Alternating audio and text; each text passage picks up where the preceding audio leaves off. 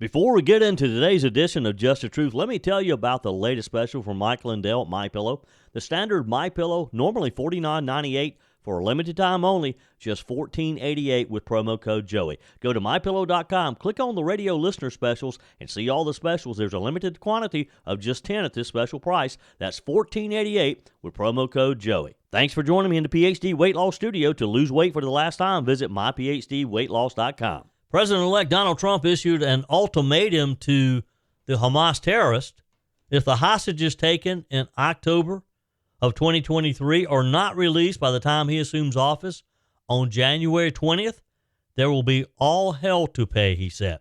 Senator Joe Manchin, the retiring West Virginia moderate who's never been afraid to shake things up, is calling on President Joe Biden to also pardon President-elect Donald Trump. We have the details of what Senator Joe Manchin is asking. The mayor of Frederick, Maryland, Michael O'Connor, he's a Democrat, has set off a firestorm by proposing a taxpayer-funded legal advocacy fund to defend immigrants, including those here illegally, from policies of the new Trump administration to take effect next month.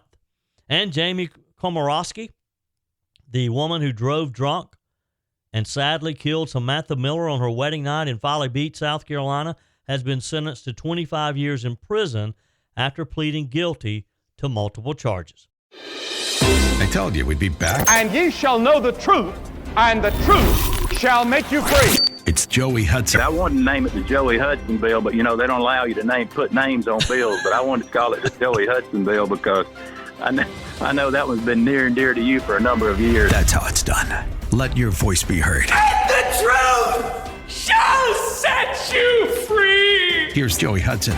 Yesterday, I told you I was anxious to see how Karine Jean-Pierre would respond to her boss going back on his promise to the nation, because she has defended Joe Biden steadfastly over the years that she has served him. She has to feel kind of stupid right now, as she has repeatedly in recent months said that Joe Biden would never consider pardoning Hunter Biden, and in fact, he did so Sunday night.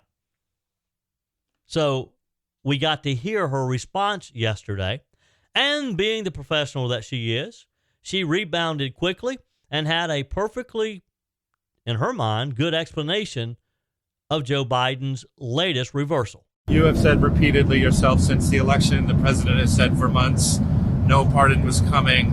I wanted to ask you, could those statements now be seen as lies from the American people? Is there really a credibility issue here given now this announcement? First of all, one of the things that the president always believes is to be truthful to the American people. That is something that he always truly believes.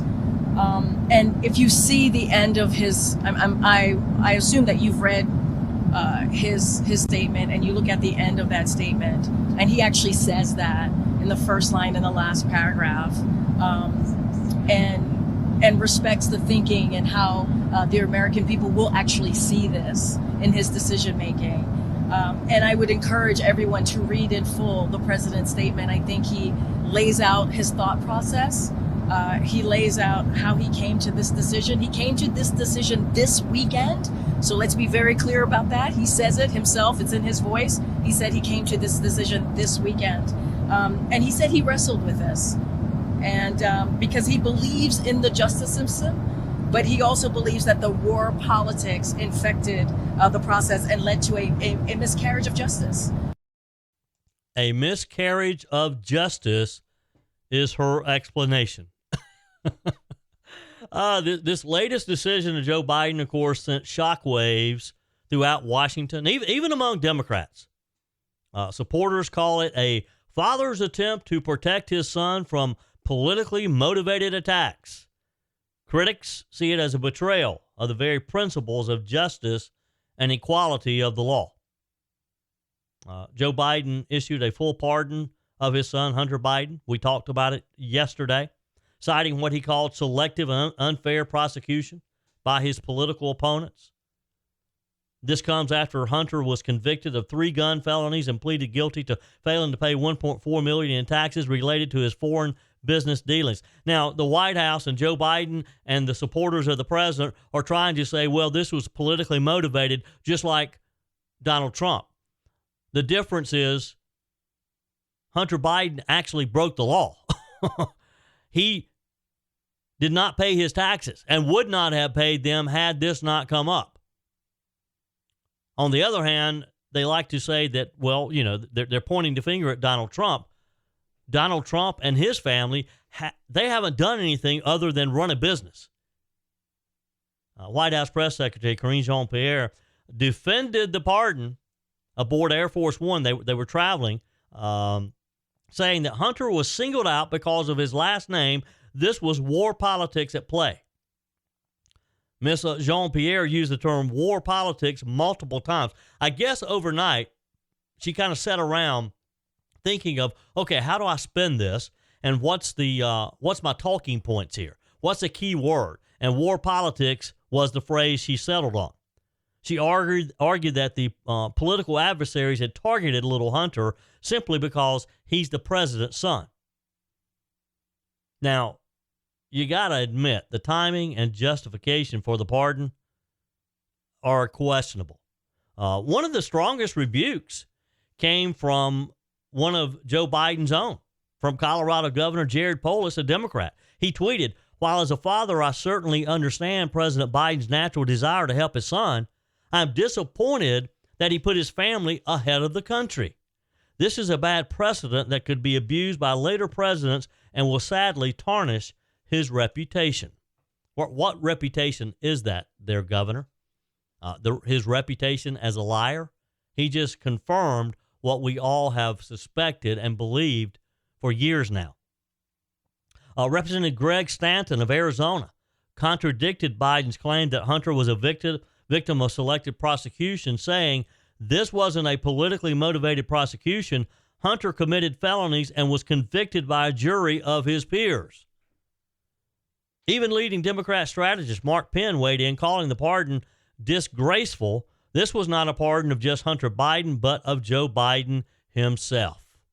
Now, over on the GOP side, outrage, as you would imagine. Critics slammed Joe Biden for what they see as a blatant double standard, especially as Hunter's pardon comes while thousands of clemency petitions for nonviolent offenders, particularly those convicted of marijuana-related crimes, those J6ers, remain untouched. Weldon Angelos, founder of Mission Green, expressed his disappointment, saying, with only 2 months left in office, the president has yet to fulfill his promise to free people still incarcerated for marijuana offenses. Shockingly, Biden has now pardoned more turkeys than people who are locked up for marijuana offenses.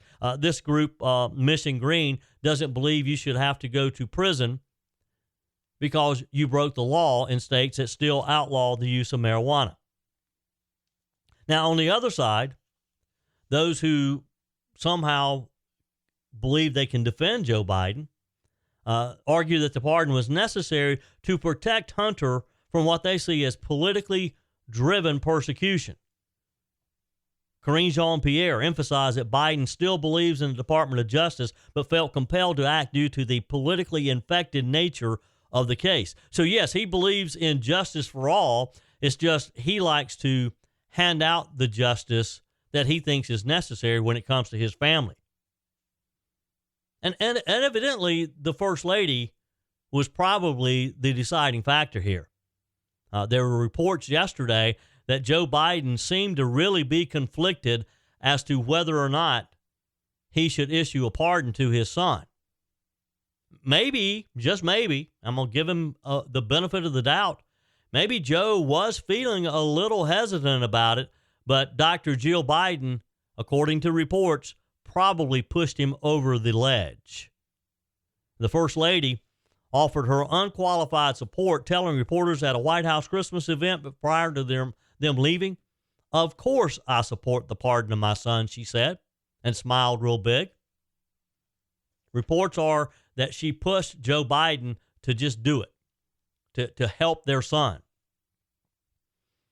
For Biden's allies, the pardon is about standing up to what they perceive as partisan attacks, weaponizing the Justice Department against the president's family. Now, they keep forgetting that this is Joe Biden's Justice Department. These are people appointed by Joe Biden. How can they make the argument? Now, it's one thing for the Trump family to say that the Biden Justice Department is weaponized against them, but how is it weaponized against themselves? The criticisms don't stop with Hunter's pardon, though. Journalists and advocacy groups are asking pointed questions about the perceived double standard in Biden's use of clemency.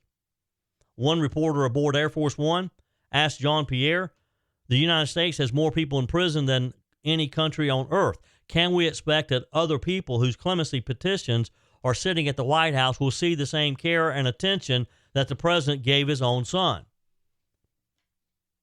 I think they meant that as a serious question and not a rhetorical question. I think they know the answer, though. Jean Pierre deflected, stating, you can expect more announcements to come. Yesterday, a lot of the politicos are talking about the fallout. And it comes at a time when Joe Biden's approval ratings are at an all-time low. But at this point, I don't think he cares. He's an 82-year-old man who can barely walk around, and I get it. He wants to protect his son. I don't think he cares about his legacy anymore. Do you? Your comments are welcome on the Furman Ford text line, 864-477-JOEY. That's 864-477-5639. Emails always welcome, joey@joeyhudson.com. This year, I really thought I was going to have to boycott the holidays. I was going to lock myself away and not come out until 2025. But after finding PhD weight loss, you can bet I'll be at every holiday party I'm invited to. That's because PhD weight loss helped me take control with great confidence, support, and my new healthy body. The best part? PhD weight loss did it all without harmful drugs that keep you dependent on them to maintain your weight loss. It's a natural, medication-free approach to weight loss crafted to naturally diminish food-related thoughts, hunger, and cravings, making your weight loss journey more sustainable and enjoyable. Take it from me, I lost 33 pounds. The PhD weight loss program teaches you not just what to eat and when, but also how to think differently about food and finally let go of those cravings and get rid of the hunger naturally. Don't lock yourself away this holiday season. Call PhD Weight Loss today at 864-644-1900. That's 864-644-1900, or go to myphdweightloss.com. Boy, you guys had a lot to say about Joe Biden's pardoning of his son. A lot of text messages, a lot of emails, a lot of messages. You know, I love your text messages. I love your emails, joey@joeyhudson.com. I love to get your messages on the MyPillow message line, 864-477-JOEY, 864-477-5639.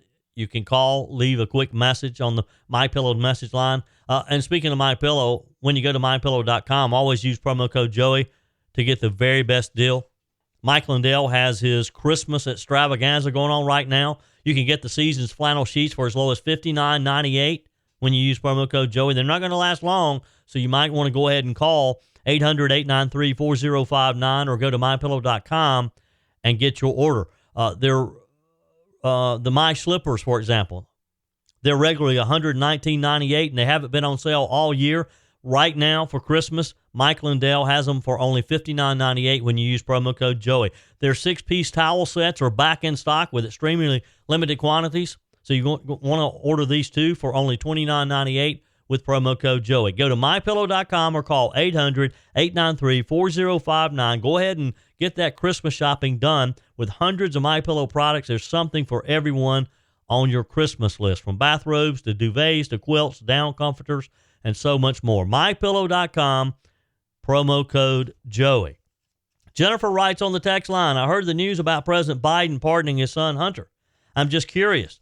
Do you think Biden and Trump discussed that pardon in any way when Trump had his 2-hour visit with Biden at the White House? That's a good question, Jennifer. You know, I kind of speculated at the time that it might have come up, except I was thinking that maybe Joe Biden brought it up with the idea of asking Trump about doing it for him.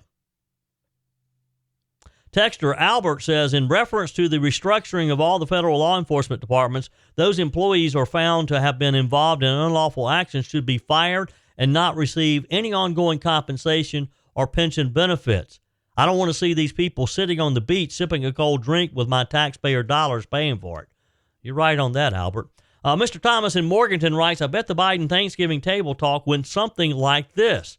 Dad, if you don't pardon me and I go to jail, I'll tell them and you'll go to jail too. You don't think he would blackmail his own father, do you there, Mr. Thomas in Morganton? Susan from Hartwell, boy, you're naive. I knew all along that Biden was going to pardon his ne'er-do-well son, given his penchant for lying. Well, Susan, I guess you I guess you called me out on that one. Maybe I was a little naive.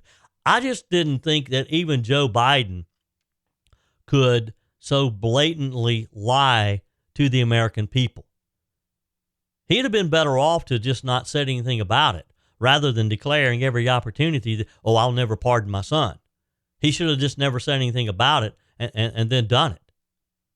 Paul in Greenville, a pardon for Hunter? Sure, if Biden grants a Christmas pardon to all the J6 prisoners. I don't think that's going to happen. Jordan writes, I really want to see how KJP handles the Hunter pardon with Peter Doocy. I kind of bet it's going to have something to do with, as a father, wouldn't you pardon your child?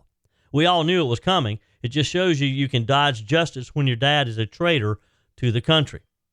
It will be interesting when they get back to Washington and in the White House press room, and Peter has a chance to pin her down on this. Texter, Kevin in Travers Rest says, hey, Joey, simply put, Kamala was supposed to win the election, then she would have pardoned Hunter. You know, I think that's probably what that's my thoughts too there, Kevin. I think Joe Biden thought that Kamala was going to win, and that was probably part of the deal. I'll step aside, you run, you win, you pardon my son. And that's why he kept saying, I won't pardon him, because he didn't think he was going to have to. He thought Kamala was going to do it for him. Texter, Joey, I think he made a deal with Harris that when she won the election, she would pardon them, and now he has to do it himself. Yep, there you go. Same. My thoughts as I agree with you. Texter, do you think Hunter Biden can make it to the end of Joe's term without committing another crime and needing another pardon? I don't. Well, good point there. He's got to be good until January the 20th. Well, actually, he's got to be good from now on out for the rest of his life. This is his one get-out-of-jail-free card. He's not going to get another one.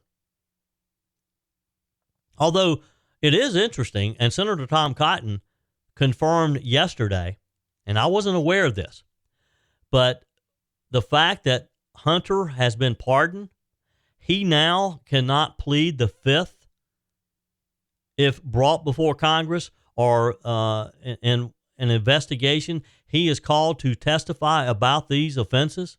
He can't plead the fifth because he can't incriminate himself. I never had thought about that. Senator Tom Cotton pointed that out yesterday, that maybe Joe Biden did us a favor.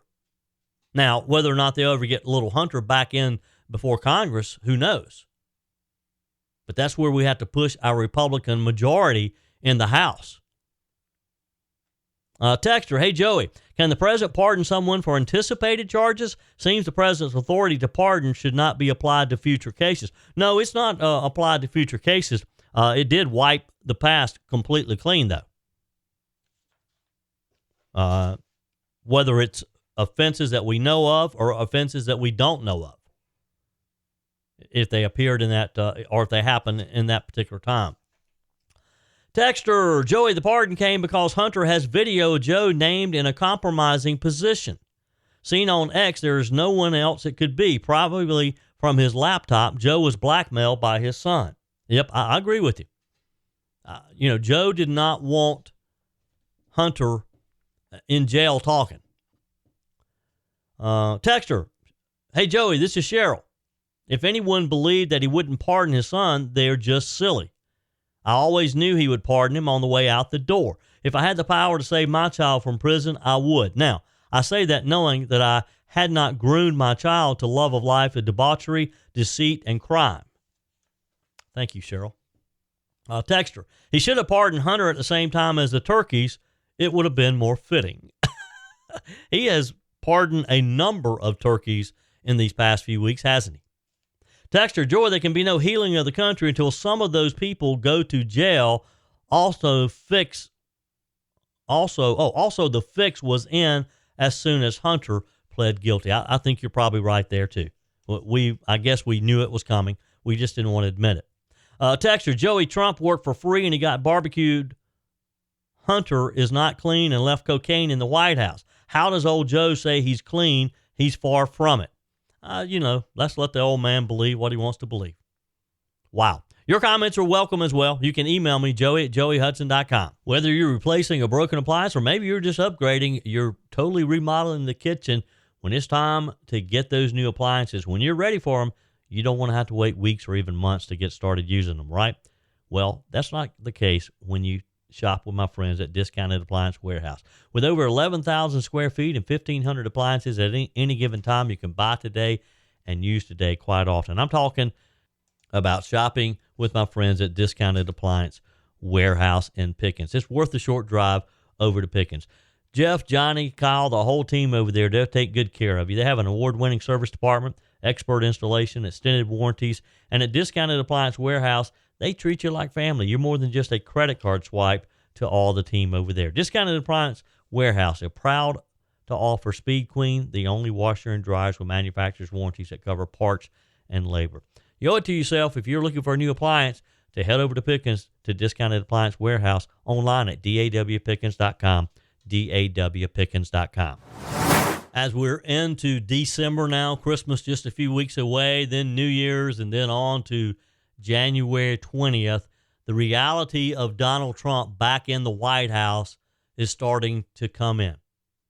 In a statement on Truth Social yesterday, Trump did not mince words. And this is what I love about the man. He made it clear to Hamas that if the hostages taken by them during their attack on Israel on October 7th of 2023, if they're not released by the time he assumes office on January 20th, there's going to be hell to pay, he said. This isn't just rhetoric. Trump's comments signal a warning to Hamas and other actors in that region that there's a new sheriff in town, right? A quick review here. October 7th, 2023, Hamas launched a devastating attack on Israel. They killed at least 1,200 people. They kidnapped another 250 or so. Among the hostages are at least 7 Americans. The attack has plunged the region into one of its deepest crises in decades, and there doesn't appear to be a permanent ceasefire in sight. Gaza is decimated, as they should be, with Israel just standing up and defending itself. So Trump's statement comes amid frustration over the lack of progress in securing the hostages' release. Here's what he wrote. Everybody is talking about the hostages who are now being held so violently, inhumanely, and against the will of the entire world, but it's all talk and no action. He added, if the hostages are not released prior to January 20th, there will be all hell to pay in the Middle East and for those in charge who perpetuated these atrocities against humanity. Now, that's a pretty bold statement, isn't it? And how do you feel about that? It's an ultimatum. And if Hamas does not release the hostages now, Donald Trump has to take action, or we all appear weak. It's already a volatile situation over there, and boy, it could get worse. Hamas, of course, a designated terrorist organization. They receive backing from Iran, including funding and weapons. Trump's warning is a direct challenge not only to Hamas, but to Tehran, signaling that his administration will take decisive and potentially unprecedented action if the hostages are not freed. His language, particularly the promise that those responsible will be hit harder than anybody has been hit in U.S. history, suggests the possibility of a military response, which means we're going to be more involved in that conflict than we are now, than just supplying support to Israel. So what does this mean? Maybe targeted strikes, special operations, broader campaigns aimed at weakening Hamas's infrastructure? It certainly means more than just continuing to supply money and weapons to Israel. Israeli Prime Minister Benjamin Netanyahu has pledged to take every possible action to secure the hostages' release. But Trump's ultimatum reinforces the U.S.-Israeli alliance, but it also raises questions about how the two nations might coordinate their efforts and whether Trump's stance will influence Israel's military strategies in Gaza itself. The stakes are high, particularly for the hostages like Eden Alexander. He's a dual Israeli-American citizen who's been held captive now for 420 days. A recent video showed Alexander delivering a forced message pleading for his release. Netanyahu has spoken with Mr. Alexander's family and reaffirmed Israel's commitment to bringing the hostages home. It's my fear that those animals will just kill them all just to make a statement, because in the end, they don't care about life. They don't care about Donald Trump. And all efforts for a ceasefire has failed because it's real simple. Until Hamas takes responsibility for what they've done and they recognize that they invaded Israel, one of our allies, there's not a permanent solution here yet. And Trump's ultimatum is just that. A promise that here's what's going to happen if you don't get in line. His statement underscores a reality there that the hostage crisis isn't just a humanitarian tragedy. It's a flashpoint in this geopolitical struggle.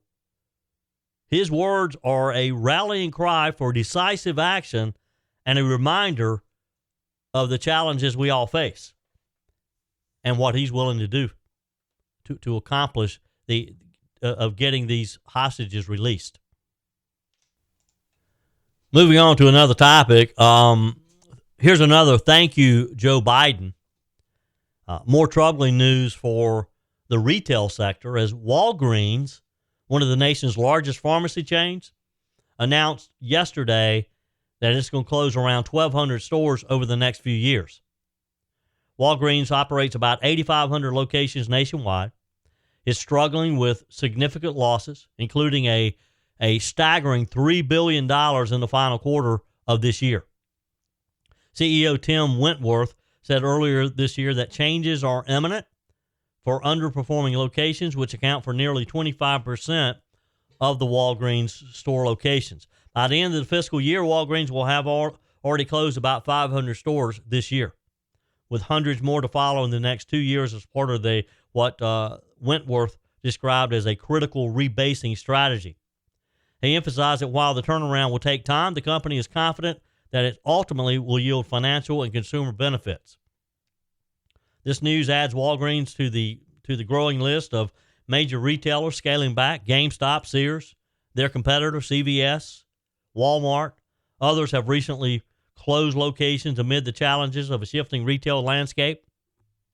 There's no word yet on which Walgreens stores will be closing, but as the retail industry continues to face strong headwinds, communities, consumers can expect changes, and you can expect not to see a Walgreens on every corner. You know, I've already noticed that Walgreens has scaled back. I mean, my favorite Walgreens, their pharmacy hours have really scaled back. In fact, I don't even know when they're open at times. It's kind of random. They're not even open at all on Sunday anymore. You cannot pick up a prescription at my Walgreens on Sunday. But that's the signs of the time. And again, we have Joe Biden to a large degree to thank for this. His economy has created a tough situation for these retailers. Sad news, Jamie Komoroski, the woman who drove drunk and killed bride Samantha Miller on her wedding night, has been sentenced to 25 years in prison after pleading guilty to multiple charges. And I say it's sad news because this is just another chapter in this sad story.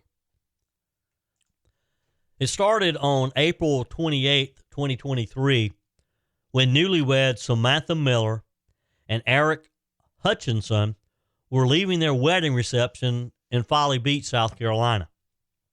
Miss Komoroski was driving 65 miles per hour in a 25 mile per hour zone. She crashed her rental car into the golf cart carrying this newlywed. Miller, just 34 years old, died from her injuries that night, while Hutchinson suffered several injuries, including 2 broken legs and brain trauma. It was a horrific end to what should have been the happiest day of their life. Komoroski, 27 years old, pleaded guilty to felony DUI, DUI causing great bodily injury or death, and reckless homicide. She admitted full responsibility, telling the court, quote, "I'm truly deeply sorry. I take full responsibility for my actions." The judge sentenced this young lady to 25 years in prison, a decision Samantha Miller's grieving husband, Eric Hutchinson, called fitting but bittersweet. Hutchinson and Miller's family addressed the court, talking about the devastation and the void left by this young woman's actions. Mr. Hutchinson tearfully recalled his last moments with his bride, saying, "She told me she didn't want the night to end, and I kissed her on the forehead. The next thing I remember is waking up in the hospital." Miller's mother relived the last time she hugged her daughter during a dance at the wedding reception. It's just a sad time. A sad, sad time. Ms. Komorowski's reckless actions led to a $1.3 million partial settlement in a wrongful death lawsuit filed by Hutchinson against her. The bars that served her alcohol that day and the rental car company she was using has helped pay for part of that. And this is part of the problem with our liability law in South Carolina, because these businesses have to take responsibility of this young woman's reckless actions. The lawsuit alleged that Komoroski engaged in a booze-filled day of bar hopping and that the establishments had a duty to act responsibly. Several businesses named in the lawsuit have already settled with $863,000 going to the victims' families after fees. Now, again, it raises the question of this whole liability question about who should be responsible.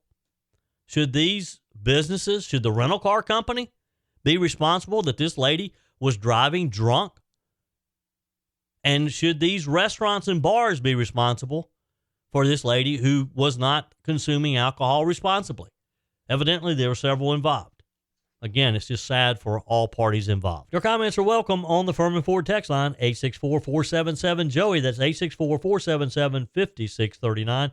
Emails always welcome, joey@joeyhudson.com. Speaking of the Furman Ford text line, it's never been more important to support locally run businesses owned by people who actually live here in the upstate. Let me take a minute to talk with you about our friends at Furman Ford. If you're looking for a new vehicle, maybe a great pre-owned vehicle, one you can trust, or maybe you're looking to order that special vehicle. Either way, if you want a new one, a brand new one, or a pre-owned that you can trust, the folks at Furman Ford, they're there to help you. Their name is on the sign because their name is on the line, because every single transaction is important to them. Jim Furman, Matthew Furman. They do business the right way. When you stop by, when you give them a call, or maybe when you just send them a quick email, you're always going to have access to a member of the Furman Ford family. And by the way, they also offer great service, and you're not going to have to wait weeks and weeks to get it done. And you do not have had to purchase your vehicle at Furman Ford. Doesn't even have to be a Ford. They service all makes and models. Visit my friends at Furman Ford online at furmanford.com, furmanford.com. With immigration being one of the top issues on the voters' minds on November the 5th, there's a lot of activity right now going on as we head towards January the 20th and Donald Trump takes office. And we know in those first 100 days, he's going to take a lot of action to curb the flow of illegal immigration into our southern border and at our northern border as well. There are reports this week that the latest migrant caravan making its way through southern Mexico towards the U.S. border left on Sunday, headed this way. There's made up of at least 1,500 asylum seekers racing north with a sense of urgency, hoping to cross into the U.S. before Donald Trump takes office on January the 20th. And again, with Trump's promising a crackdown on immigration and new policies that could drastically change the asylum process, these illegals are walking into a complex and uncertain future, and I think they realize that. They're trying to get here and be in the country before Donald Trump closes the border. And that's the message that they need to receive, rather than Joe Biden and Kamala Harris's message of open arms, come on in, everybody's welcome. The mayor of Frederick, Maryland, Michael O'Connor, he's a Democrat, is in the headlines as well, though. And this is just another example of what we're going to see in the coming years. He set off a firestorm by proposing a taxpayer-funded legal advocacy fund to defend illegals against the new policies of the Trump administration. Instead of prioritizing law-abiding citizens, Mayor O'Connor wants Frederick taxpayers to foot the bill to help immigrants fight federal immigration laws. This is very similar to what we are seeing in Denver, Colorado as well, and other sanctuary cities and other areas that believe it's their duty to support these illegals in our country and to oppose the Trump administration before it even gets started. Frederick, Maryland is Maryland's second largest city, has a population of 86,000. It's nestled halfway between Washington, D.C. and Gettysburg, Pennsylvania. The mayor, trying to justify his proposal, called it a patriotic move and invoked his own family's immigrant history. He also referenced Vice President Kamala Harris's remarks about being organized, energized, and engaged. The mayor claims this isn't about politics, but protecting the values of Frederick, he said. He says it's about ensuring that immigrants feel safe, respected, and protected. But at what cost? This plan doesn't just sidestep federal law. He's forgotten that. It challenges it. And who's left holding the bag? The hardworking taxpayers of Frederick, Maryland. And I hope that they're upset about this. I hope that they don't sit back and allow their mayor to do this. Well, it's pretty clear that one citizen is not going to sit back, and that's Sheriff Chuck Jenkins. He's a straight shooter, a defender of law and order, and he isn't mincing words. He told Fox News that this plan is not only inappropriate, but unfair to taxpayers. Jenkins hit the nail on the head when he pointed out that there are already private and nonprofit organizations that provide legal support for immigrants. And he asked the question, why should city resources be diverted from public safety and infrastructure to fund a political statement? Here's the sheriff. First of all, two separate issues here. Number one is the funding. I thought it was totally inappropriate. I don't think he has the right to make that decision unilaterally. I think he's going to anger the taxpayers. And aside from that, I think it's unfair to the taxpayer. And there's already enough advocacy groups out there to provide legal counsel for people in removal proceedings. You have Casa de Maryland, you have Rise of Western Maryland that is funded state and federally. So I don't think it's necessary for the locals to get involved in that. Basically what the mayor said in his statement, he is going to try to protect the non-citizen residents of Frederick City by not working with ICE, not cooperating with ICE, who is going to come in and they're going to make arrests. He doesn't have the right to do that. It's not his business to do that. ICE has the authority, and they will come into this jurisdiction, come into the city, and pick up the targets they deem necessary to pick up. To me, he's invited more problems potentially by saying, we're going to protect you in Frederick City. We're not going to cooperate. So that could invite, other criminal elements, including criminal gangs, that may think they're safe here by the mayor's comments. We have no jurisdiction in Frederick County to go out and do the job of ICE and to make arrests under the federal authority. We don't have that jurisdiction. We don't have that authority. Our sole source of cooperation here in Frederick County is a 287G program, which is a jail-based program. However, what I see as something we can do as an agency here at the sheriff's office is cooperate with ICE if, in fact, they need and ask for cooperation in the sense of logistical support, maybe transportation, maybe a place to work out of, to keep their agents on the street to pick up the criminals. And I'll say this to Mr. Homan, who's going to be the border czar, and I'll say this to Governor Kristi Noem, who's going to be the Homeland Security Secretary. Take a look at the 287G task force model that used to exist back in the day, going back 10 years. Let's reinstate that. Let's stand it up. And let's encourage every local law enforcement agency to step up and get involved in this effort. The quicker we address the problem, the quicker we clean up the cities, get the criminals off the street, the criminal gangs, people in this country who are convicted of violent crimes in other countries. There's probably 2.5 million people that are going to be the initial targets, all criminals. Bingo. That last statement there, they're all criminals. That's the key. That's the key to what Donald Trump intends to do. Some people are getting all upset about the mass deportation, and they're forgetting that his initial targets are people who have broken the law, who have, in some cases, robbed people, who have murdered people, in addition to being here illegally. Sheriff Jenkins predicts that the move could invite increased criminal activity under the false perception that Frederick is a sanctuary city. He warns that it will embolden criminal elements who think that they have a shield against immigration and customs enforcement. And he's not wrong, is he? I mean, if word gets out that, hey, Frederick, Maryland, they'll pay your legal expenses for you, they'll help you, it's going to be like a magnet. And that's just what some of these sanctuary cities aren't understanding. We've seen what happens in communities that put ideology ahead of public safety. Just look at the tragic case of Kayla Hamilton in nearby Hartford County, an innocent autistic young woman brutally murdered by an MS-13 gang member who had been released to a sponsor in Frederick, Maryland.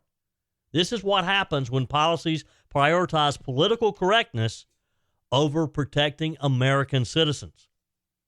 Congressman Mark Green, chairman of the House Homeland Security Committee, didn't hold back either. He slammed O'Connor's plan, calling it appalling and reminding local officials that no one is above federal immigration law.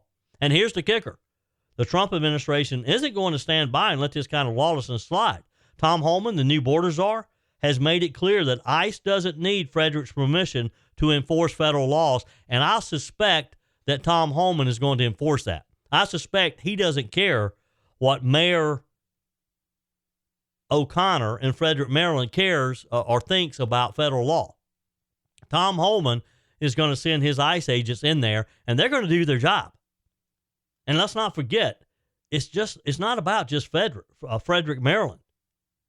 You have other counties all around the country who are making somewhat similar moves, trying to go ahead and posture to challenge the Trump administration.